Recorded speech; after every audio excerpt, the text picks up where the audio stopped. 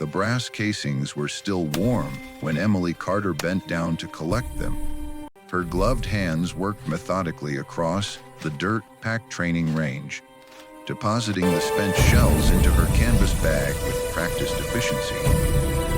The Montana sun had burned hotter than this back home, but here in the forward operating base, the heat carried a different weight, thick with diesel exhaust, weapon oil, and something she could never quite name. Tension, maybe, the kind that settled into your bones when you lived close enough to hear distant artillery most nights. She was 26, lean from manual labor rather than gym workouts, with sandy blonde hair pulled back tight under her cap. The other cleaning crew members called her Carter, or sometimes didn't call her anything at all. She preferred it that way. Invisible was easier. Invisible meant you could watch without being watched, and Emily had been watching the CLs train for 3 months now. Chief Petty Officer Ryan Hayes ran the sniper team through their paces every morning at 0-600. He was 34, with the kind of weathered face that came from a decade of desert deployments and mountain operations.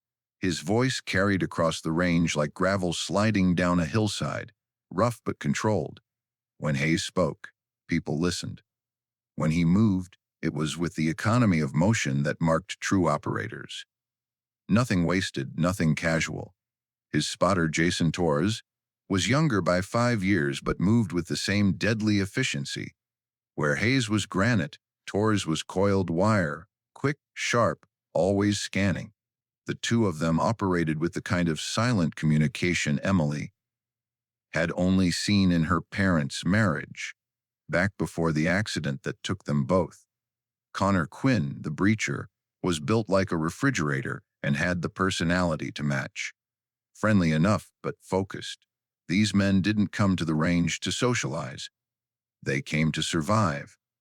Emily straightened up, pressing one hand against her lower back. The bag of brass was getting heavy. She glanced toward the observation tower where Hayes was adjusting the scope on his Mk13 Mod 7.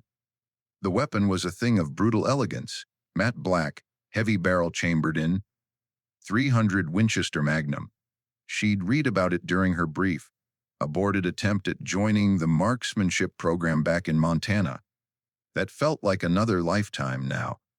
Her father had taught her to shoot when she was 12. Deer season in the Bitterroot Valley. He'd been patient, methodical. Squeeze, don't pull. Let the shot surprise you. She'd been good at it, good enough that her high school shooting coach had talked about Olympic prospects. But when her parents died in a pileup on Highway 93, those prospects died with them. The foster system didn't care about rifle ranges and competition dreams, so she'd enlisted at 18, hoping to find her way back to that world. The Army had other ideas, needs of the service. They needed cleaning crews more than they needed another wannabe sharpshooter. 4 years later, here she was, collecting brass casings while watching real warriors hone their craft. The morning had an unusual stillness to it. Emily paused, looking toward the perimeter. The usual radio chatter from the guard towers seemed muted. Even the wind had died down. She'd learned to read the base's rhythms over her deployment. This silence felt wrong. Hayes must have felt it too. He'd stopped adjusting his scope and was scanning the horizon with binoculars. Torres had moved to a different position, his body language tight. Quinn had set down the breaching charge he'd been examining and was checking his sidearm. Emily's pulse quickened. She told herself she was being paranoid. The base had been quiet for weeks. No major incidents since the failed probe of the eastern perimeter back in August. Command said the enemy had pulled back to regroup. Command said a lot of things. She bent to collect another handful of casings. The brass was cooling now, safe to handle without gloves. She was thinking about lunch, wondering if the mess hall would actually have something edible for once. When the world exploded, the first mortar round hit the motor pool 200 meters away. The concussion wave knocked Emily onto her hands and knees, brass scattering across the dirt like deadly confetti. Her ears rang with a high, pitched whine that drowned out everything else. For 3 full seconds, she couldn't move, couldn't process what was happening. Then the second round hit, and the third, and suddenly the entire northern section of the base was erupting in flames and smoke. Emily scrambled to her feet, her training minimal as it was. Get to cover. Find shelter. Don't become a casualty. She started running toward the nearest bunker, but another explosion lifted her off her feet and slammed her into a concrete barrier. Stars burst across her vision. Blood trickled down from a cut above her eyebrow. Through the smoke and chaos, she heard automatic weapons fire. Not outgoing, incoming. The enemy wasn't just lobbing mortars from a distance. They were here, inside the wire. A hand grabbed her shoulder and she nearly screamed. Hayes. His face was covered in dust and blood from a gash across his cheek. His eyes were focused, deadly calm despite the chaos erupting around them. Can you move? He shouted over the roar of explosions. Emily nodded, not trusting her voice. Stay with me. We're cut off from the main defenses. He pulled her toward a reinforced observation post, really just a concrete pillbox with sandbags. Torres was already there, working his radio frantically. Quinn was providing covering fire with his M4, controlled 3 round bursts toward the northern fence line where enemy fighters were pouring through a breach. Radios down. Torres shouted. They hit our communications tower in the first strike. How many? Hayes asked, checking his rifle. At least 30, maybe more. This wasn't a probe. This is a full assault. Emily pressed herself against the cool concrete, her heart hammering so hard she thought it might crack her ribs. She wasn't supposed to be here. She was cleaning crew. Non-combatant. The Geneva Convention had rules about this sort of thing. Those rules seemed very far away now. Hayes was scanning the battlefield through a gap in the sandbags. His jaw was tight. Emily could see him running calculations, measuring odds. Whatever numbers he was coming up with, they weren't good. Torres, how many magazines do we have? Maybe 10 between the 3 of us, plus whatever's in our current weapons. Quinn, 6 frag grenades. Hayes nodded slowly. Then he turned and looked directly at Emily, really looked at her like he was seeing her for the first time despite 3 months of training under her watchful eyes. You ever fire a weapon? He asked, Emily's mouth dry. In basic qualified with the M16, I mean really fire. Under pressure. She thought about deer season, thought about her father's steady hand on her shoulder. Yes, before I enlisted. Another mortar round hit close enough to rain dirt down on their position. Quinn swore and adjusted his firing position. Through the smoke, Emily could see more enemy fighters moving up. They were organized, disciplined. This wasn't militia. This was trained infantry. Hayes grimaced and pressed a hand to his side. When he pulled it away, it was dark with blood. A piece of shrapnel from the initial barrage had caught him below his body armor. He was moving on adrenaline and willpower now. How bad? Torres asked, already knowing the answer. Bad enough that I can't hold steady on a scope. The 2 SEALs exchanged a look. Some silent communication passed between them. Torres shook his head slightly, but Hayes had already made his decision. He turned back to Emily, and she saw something in his eyes that made her blood turn cold. Not fear. Operators like Hayes didn't show fear the way normal people did. It was calculation, assessment. He was measuring her for a role she never auditioned for. The Mk-13, he said, gesturing toward his rifle propped against the sandbags. You know what that is? Yes, she whispered. There's a heavy weapons team setting up on that ridge. He pointed toward a low hill about 600 meters out, 45 degrees northwest. They're getting ready to drop mortars right into our defensive positions. If they succeed, everyone in the southern compound dies. Marines, medics, support staff, everyone. Emily stared at him. Surely he wasn't suggesting, I can't make the shot. Hayes continued, his voice steady despite the chaos around them. Torres is a spotter, not a primary shooter. Quinn's a breacher. You know what that leaves. I'm not. Emily started, but Hayes cut her off. I've watched you watching us for 3 months, Carter. I've seen how you track our shooting patterns, how you check the wind flags without even thinking about it, how your eyes follow our sight lines like you're making calculations in your head. Emily opened her mouth, closed it again. He'd noticed. All this time she'd thought she was invisible. I can't give you a choice, Hayes said quietly, because there isn't one. That weapons team will fire in about 3 minutes. We're pinned down. You're the only one who can take that shot. He reached for the Mk-13, his movements careful despite his injury. The rifle was magnificent up close, brutal and purposeful, with a Schmidt and Bender scope that probably cost more than Emily made in 6 months. Hayes checked the chamber, confirmed the round, then held it out to her. It's zeroed for 600 meters. Wind is about 8 miles per hour from the east.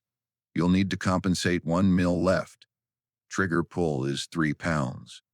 The recoil will surprise you even if you're ready for it. Emily's hands were shaking as she took the weapon. It was heavier than she expected, the weight of it somehow both reassuring and terrifying.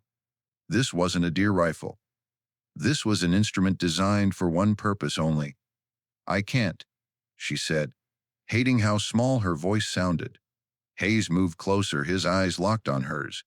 When he spoke, his voice carried a weight that cut through her panic. Yes, you can. Because if you don't, we all die. Every person on this base. That's not pressure. That's just fact. Now get into position. Torres had stopped trying the radio and was watching her with an expression Emily couldn't read. Quinn glanced back from his firing position, saw what was happening, and gave a single sharp nod before turning back to lay down, suppressing fire. Emily's body moved before her brain caught up. Muscle memory from a lifetime ago took over. She went prone, settling the rifle against her shoulder. The scope came up to her eye. The world narrowed down to circles and crosshairs and distant figures. She could see them now, the weapons team. 4 men arranging mortar tubes, working with the efficiency of trained soldiers. They had no idea death was looking at them through a Schmidt and Bender scope at 600 meters. Breathe, Hayes said beside her. He lowered himself down with a grunt of pain, settling into the spotter role despite his wound. In through the nose, out through the mouth. Let your heart rate come down. Emily tried. Her pulse was hammering at what felt like 200 beats per minute. How was she supposed to make a precision shot like this? Wind steady at 8 miles per hour. Adjust 1 mil left like I said. That's clicking the windage knob there. 3 clicks. Her fingers found the turret, made the adjustment. The crosshairs shifted slightly. Range is 600 meters. You're zeroed for that, so no elevation adjustment needed. Target is the one on the left. He's the team leader. You take him out, the others will panic. Buy us time. Emily found the target in her scope. He was maybe 35, bearded, wearing mixed military gear. He was checking his watch, probably timing something. In another life, he might have been someone's father, someone's husband. Don't think about that.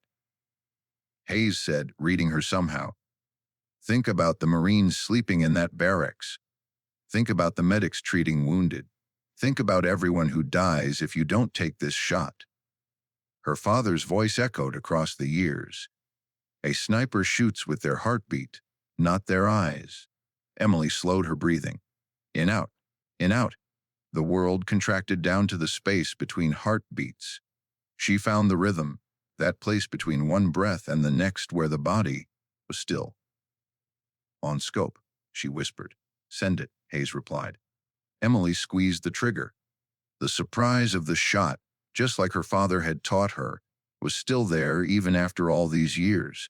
The MK-13 roared and kicked against her shoulder. The scope lifted from her eye for a fraction of a second.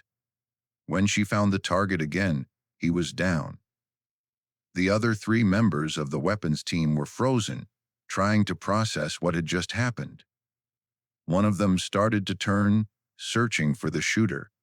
"Reload," Torres said, appearing at her other side with a stripper clip. "You've got 4 more rounds in the magazine, plus this. Make them count." Emily's hands were steadier now, riding a wave of shock and adrenaline. She worked the bolt, chambering another round. The first shot had been luck, instinct, muscle memory from a lifetime ago. The next shots would determine whether she was a shooter or just someone who'd made one impossible shot. The enemy was reacting now. The remaining mortar team members were scrambling for cover, but they were exposed on that ridge. Their commanding officer, somewhere out of her line of sight, would be screaming at them to complete their mission or die trying. Emily found the second target through her scope. He was dragging one of the mortar tubes toward a depression in the ground. 600 meters, 8 miles per hour wind. She made the minute adjustments Hayes had taught her in 30 seconds, adjustments that would have taken her weeks to learn in normal training. The second shot was cleaner than the first. The target dropped the mortar tube and went down hard. "Jesus Christ," Quinn muttered from his position. "Chief, where'd you find her?" "She was hiding in plain sight," Hayes replied, a note of something like pride in his voice, despite the pain he had to be in. "2 for 2, Carter. You're doing good. Keep going." The remaining 2 members of the mortar team were making a break for it, abandoning their equipment. Smart, but not smart enough. Emily tracked the third target, leading him slightly as he ran. She squeezed the trigger. He stumbled and went down. The fourth man was almost to cover when her next shot caught him. 4 shots, 4 targets. The mortar position was neutralized. A cheer went up from somewhere in the compound. Other defenders had seen what happened, had watched an enemy weapons team get systematically taken apart by precision fire. Emily felt nothing. No triumph, no horror, just a strange calm, like she'd stepped outside her body and was watching someone else do these things. Someone who knew how to kill at a distance. Someone who'd been waiting inside her all along. "Enemy sniper," Hayes said sharply. 10 o'clock, approximately 700 meters, behind those rocks. Emily swung the rifle left. She could see the position he meant, a natural hide in a boulder field with excellent lines of sight to most of the compound. "He's the one who tagged me earlier," Torres added. "Dragunov SVD, probably a good shooter."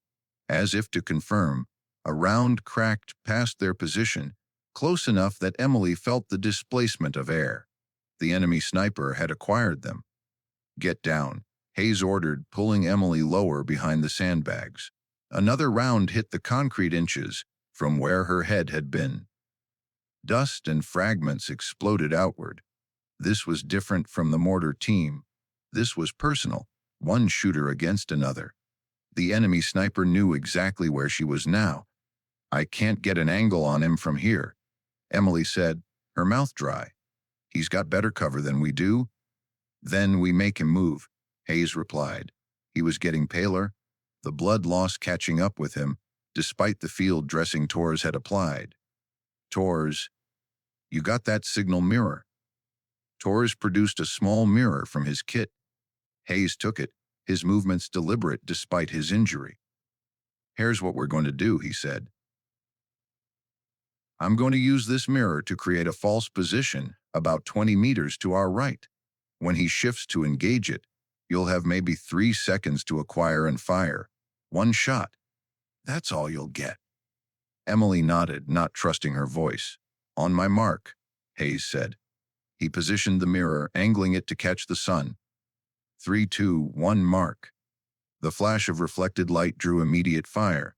The enemy sniper's round hit the false position exactly as Hayes predicted. Emily was already moving, bringing the MK-13 up, finding the boulder field in her scope there. The enemy sniper was adjusting his position, visible for just a moment as he shifted to verify his kill. 700 meters, wind still from the east but stronger now, maybe 10 miles per hour. Emily made the adjustments in her head, muscle memory and intuition working faster than conscious thought.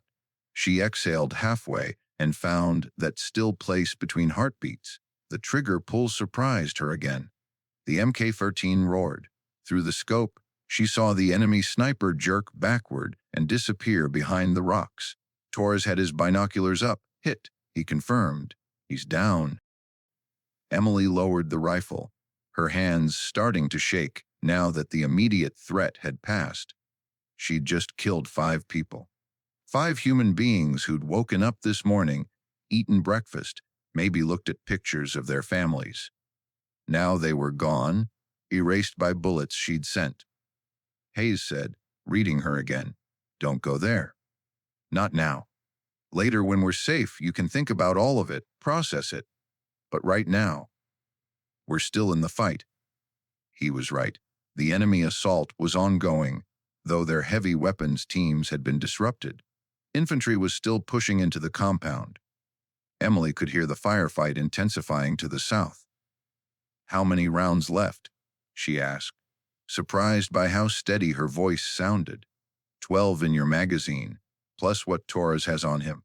Maybe 30 total. Then let's make them count. For the next hour, Emily became something she'd never imagined. She became the eye in the sky, the angel of death, the invisible hand that reached out from cover to pluck enemy fighters from the battlefield with surgical precision. She covered the withdrawal of wounded Marines. She eliminated a machine gun team that had pinned down the medical station. She made impossible shots through vehicle windows, between sandbag gaps, across moving targets, with a consistency that seemed to defy probability. Hayes and Torres worked with her, calling targets, confirming hits, keeping her supplied with ammunition and water. Quinn maintained security on their position, picking off any enemy fighters who got too close. They became a unit, functioning with the kind of coordination that usually took months to develop. 200 meters, 3 o'clock. Torres called. RPG team moving up. Emily swung the rifle right. The RPG team was using cover well, leapfrogging forward in pairs. They were heading for the southern gate. If they got close enough, they could blow through the defenses and open the compound to full assault. She took the first shot at 200 meters, dropping the lead man. His partner grabbed the RPG launcher and kept moving. Brave or foolish, the line was thin in combat. Emily tracked him, waited for him to pause. When he did, she fired. He went down, but another fighter was already picking up the RPG, showing the kind of determination that made Emily's blood run cold. "They're committed?" Hayes observed grimly. "That gate must be their main objective. Can't let them reach it," Emily replied, already tracking the third fighter. But the enemy had learned. They were using smoke now, obscuring her line of sight. She could see shapes moving through the gray haze, but no clear targets. "Wind shifting," Torres said. "Coming from the north now, about 12 miles per hour." Emily adjusted, reading the smoke patterns, looking for gaps. There, a figure emerging from the haze, the distinctive shape of an RPG launcher on his shoulder. Range was maybe 150 now, close enough that she could see details. His face, his uniform, the determination in his posture. She fired. The figure dropped. But 2 more emerged behind him. They were going to reach the gate through sheer attrition, overwhelming her ability to stop them all. "Quinn," Hayes called. "Can you throw smoke to block their approach?" Quinn pulled both smoke grenades from his kit and threw them in quick succession toward the enemy advance. Purple smoke billowed up, mixing with the gray. It wouldn't stop the RPG team, but it might confuse them by precious seconds. Emily kept firing, controlled pairs now rather than single shots. Her ammunition was running low. Each shot had to count, but speed mattered too. She dropped 2 more fighters, then 3. The enemy advance wavered, confusion spreading through their ranks as their assault teams were systematically destroyed by fire they couldn't locate. Then she saw him, the last RPG operator, emerging from smoke less than 100 meters from the gate. He was young, maybe 20, and he was running full sprint, the launcher on his shoulder, finger on the trigger. If he fired from that range, the gate would come down. The enemy would pour through. 75 meters. The smoke was swirling, the wind unpredictable. Emily had maybe 1 second before he reached optimal firing position. She didn't think. She didn't calculate. She let instinct take over. That place beyond training where the body knew what the mind couldn't process fast enough. The shot was low. It caught the RPG operator's center mass as he was pulling the trigger. The impact made him jerk, his aim thrown off. The rocket, propelled grenade launched skyward, arcing up and over the compound wall to detonate harmlessly in the desert beyond. The operator collapsed. The enemy assault faltered, and in the distance, Emily heard the most beautiful sound in the world, the distinctive whump whump whump of incoming Black Hawk helicopters. The cavalry had arrived. The next 30 minutes were a blur. Apache gunships tore into the enemy positions, their 30mm chain guns reducing fighting positions to dust and rubble. Blackhawks inserted fresh troops who pushed the attackers back through the breach in the perimeter. The enemy assault broke, turning into a rout, then a desperate retreat. Emily stayed on the rifle until Hayes physically pulled her off it. "Stand down, Carter," he said, his voice rough. "It's over. We held." She looked at him, really looked at him for the first time since the shooting started. He was gray under the dust and blood, barely standing. Torres wasn't much better. He'd taken a round through the meat of his shoulder at some point, though Emily hadn't noticed when Quinn had a nasty gash across his forehead and his left arm hung at an odd angle. "You're all hurt," she said stupidly. "And you kept us alive long enough for help to arrive," Torres replied. "I counted 20, 3 confirmed kills from your position." 23. Most elite snipers don't rack up those numbers in their entire careers. Emily looked down at the MK-13 still cradled in her arms. The barrel was hot, the scope slightly knocked out of alignment from the constant recoil. It was just metal and polymer and precision engineering, but it felt heavier now, weighted with the lives she'd taken. Medics were flooding the compound now, triaging the wounded. One of them tried to check Emily for injuries, but she waved him off. She was fine. Minor cuts, bruises, nothing that mattered.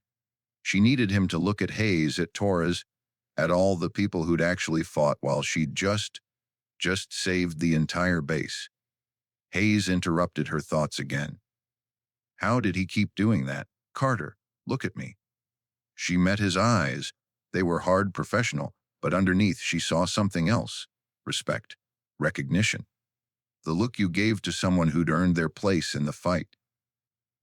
"What you did today," he continued, "was nothing short of extraordinary. You stepped up when it mattered most. That takes more than skill.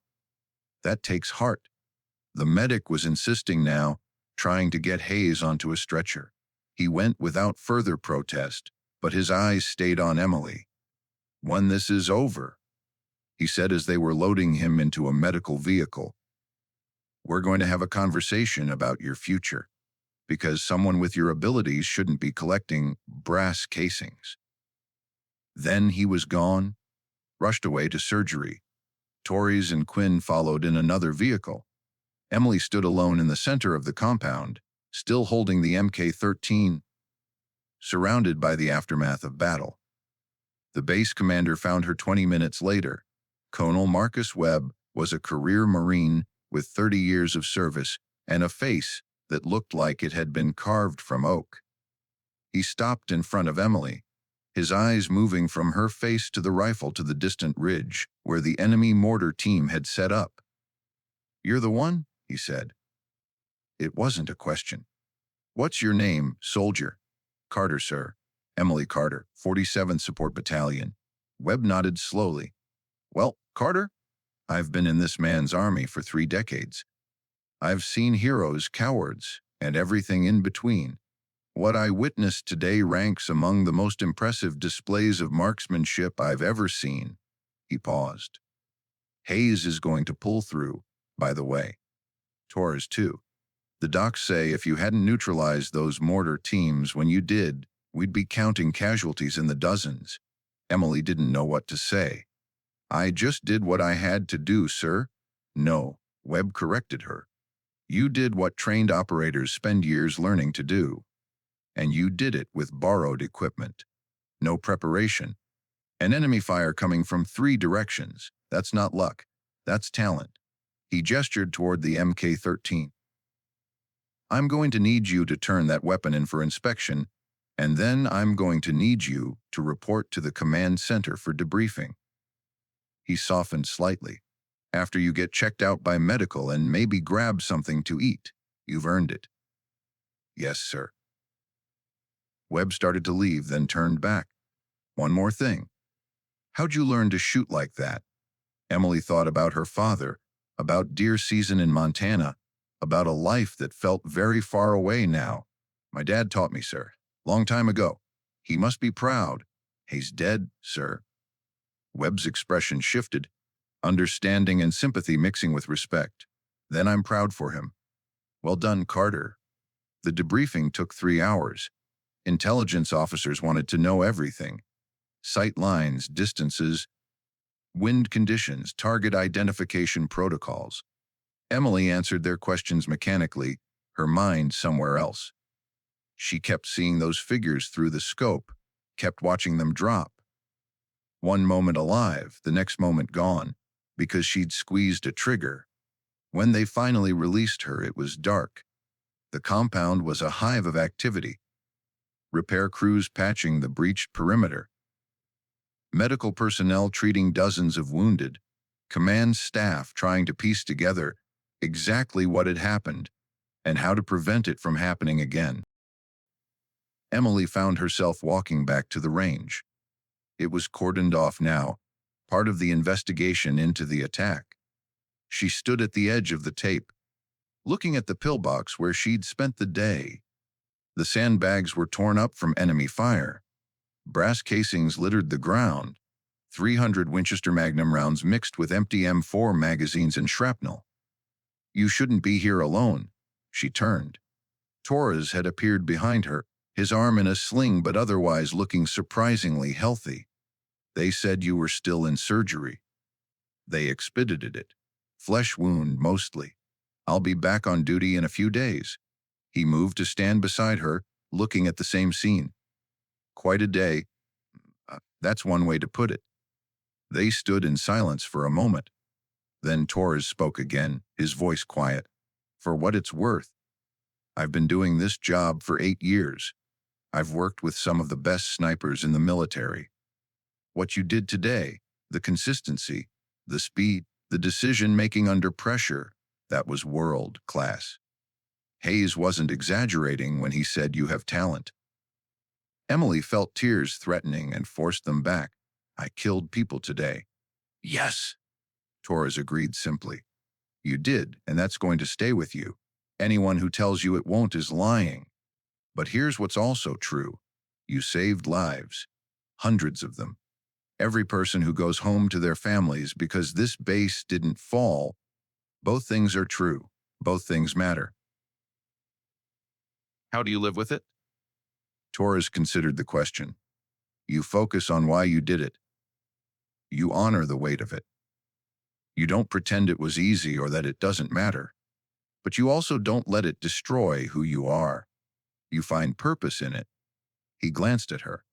"And you get better so that next time, if there is a next time, you can do the job even cleaner, even more precisely with even fewer mistakes.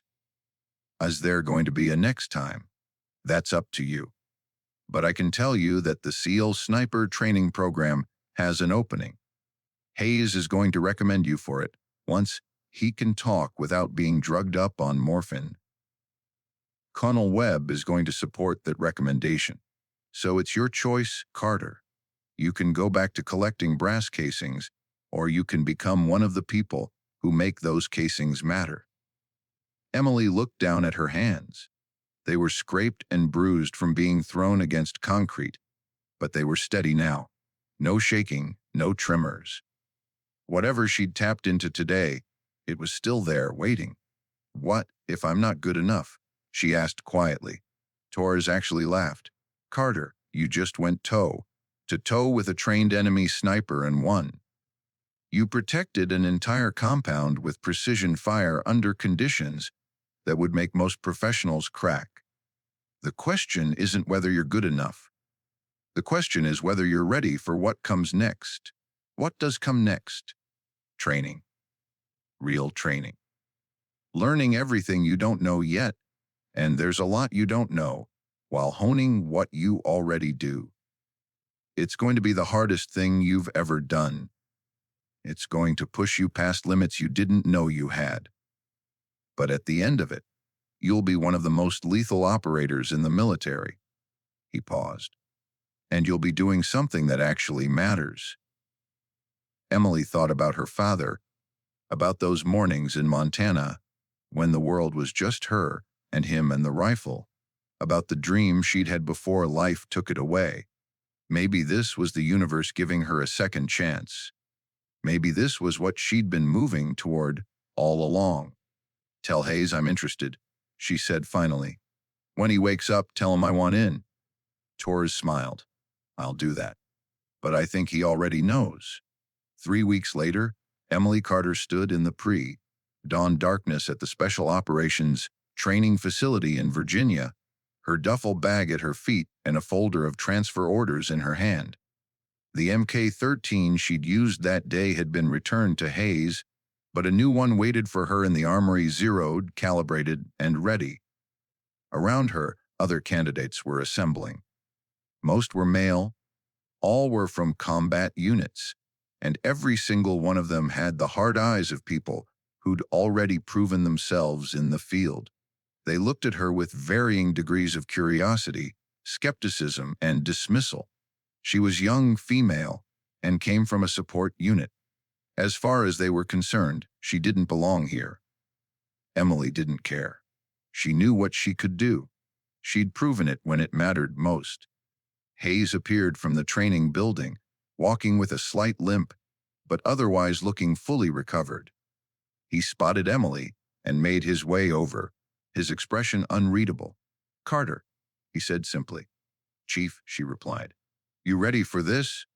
She thought about that day on the range, about the weight of the rifle, the precision of the shots, the lives saved and taken, about how completely right it had felt, how perfectly the pieces had aligned in those crucial moments. Yes, sir, she said.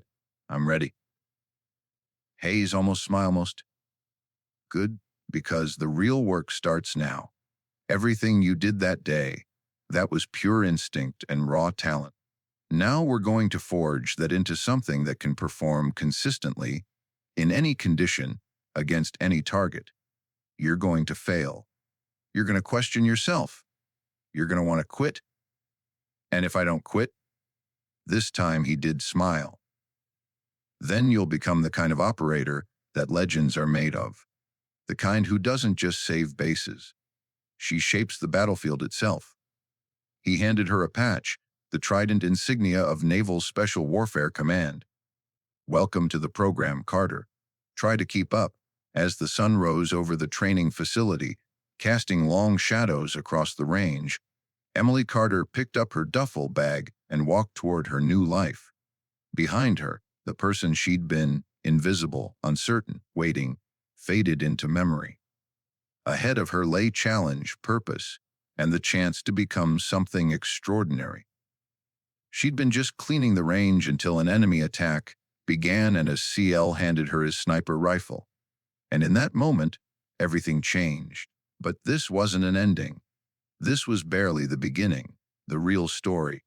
The one about how a support battalion cleaning crew member became one of the most effective snipers in modern military history, was just starting to unfold. Emily smiled as she walked toward the armory. She had work to do.